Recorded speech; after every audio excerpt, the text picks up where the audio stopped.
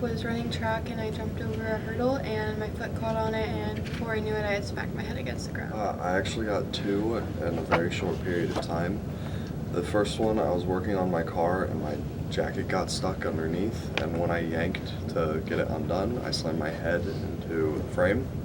And the second one happened where I was at a carnival ride and I didn't realize that we hadn't stopped spinning, and I just slammed my head into a support. I was go-karting and the little boy in front of me didn't hit the brakes, and instead of hitting him, I swerved and I hit the median and my go-kart was totaled. I didn't really understand it at first. All I knew is that everyone around me was freaking out and I was in tears without really feeling it. First, I was just being rushed to the hospital. I didn't really know exactly what was going on. I was just really confused. I didn't know where I was, and I was in an ambulance. I first knew I had a concussion. When I came to, I instantly threw up. I was very confused, and I had a giant goose egg on my head. I was throwing up all the time. I had really, really bad stomach pain just in general. Sometimes I couldn't even get out of bed because my head hurt so bad.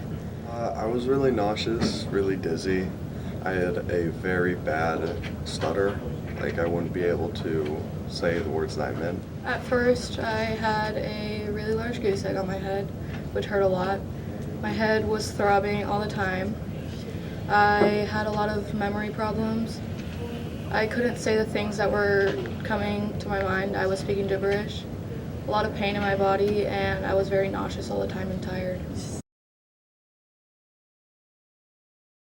Nobody really understands that a concussion isn't more than just a headache. Nobody really supported me through it. Nobody was telling me, like, I know that it's really hard for you to focus. I know that it's really hard for you to sit here with all this pain and try to learn.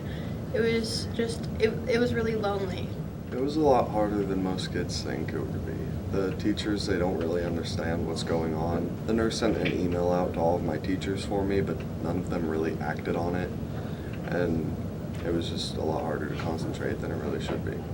Well, my concussion occurred during summer, but I still had some of the symptoms afterward. The concussion still affected me when school started.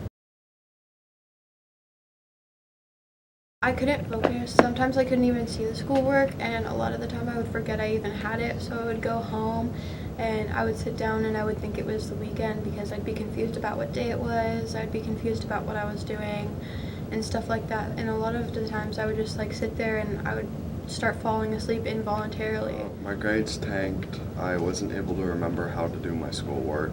I had to transfer into easier classes, had to drop a few of the classes that I really enjoyed because I wasn't able to complete them. Well, including the symptoms that still lagged on from a concussion during the summer, I still couldn't read fully, like, to my full potential, I guess, as I used to.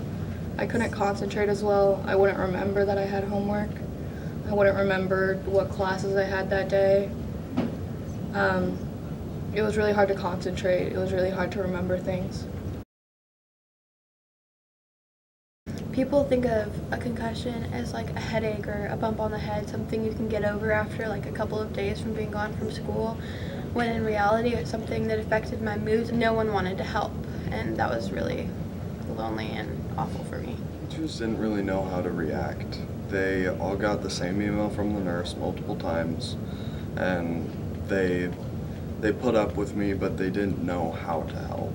They didn't know how to bend the curriculum to make it easier for me because I didn't understand and I wasn't able to go at the same pace of the rest of the class. My teachers didn't take it seriously at all because I told them that I had a concussion previously in the summer, but I was still suffering from some of the symptoms